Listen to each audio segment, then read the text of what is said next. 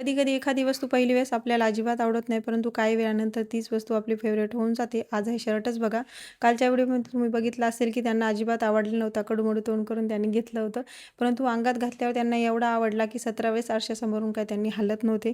तर असो, आज 26 जानेवारीसाठी आमच्या शाळेत आम्हाला ध्वजारोहणासाठी जायचं होतं. सकाळचे 6 वाजले होते. शाळेकडे जाताना फ्लॅग दिसले, तर हवा लागलं, की ते गोल फिरणारे लहान-लहान मुलांना त्याच्यात खूप आनंद वाटतो, म्हणून ते फ्लॅग पण घेतले. आणि शाळेत पोहोचल्यावर मॅडमची झेंड्याच्या साईडला मस्त अशी सुंदर रांगोळी काढणं चालू होती. काही पालक मुलांना उशीर झाल्यामुळे गाडीवर आणून सोडत होते आणि सकाळी-सकाळी उठून हे छोटे-छोटे चिमुकले हाताने घेऊन मस्तपैकी असे लाईनमध्ये येत होते आणि सगळं वातावरण एकदम भारी होतं. आणि एकीकडे चुन्याची बॅग घेऊन मॅडमच्या मुलांना उभे राहण्यासाठी लाईन मारायच्या चालू होत्या.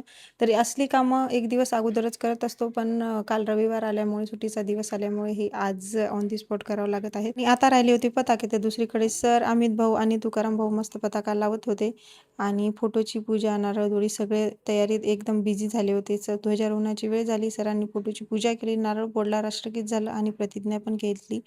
यानंतर चिमुकल्यांची सुंदर-सुंदर अशी भाषणं झाली. एवढे छोटे असूनही ते इतके छान बोलत होते, की मला पण माझे स्वतःचे शाळेचे दिवस आठवायला लागले. तयारी, युनिफॉर्म, गजरा सगळं काही असं आपण संध्याकाळीच व्यवस्थित लावून ठेवत होतो.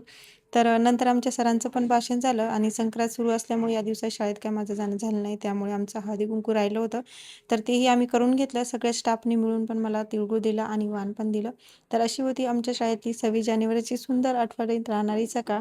तर तुम्हाला आमच्या शाळेतली 26 जानेवारी कशी वाटली नक्की कमेंटमध्ये सांगा आणि व्हिडिओ आवडला असेल तर लाईक आणि सबस्क्राईब करायला विसरू नका. भेटूया पुढच्या ब्लॉगमध्ये. तोपर्यंत बाय.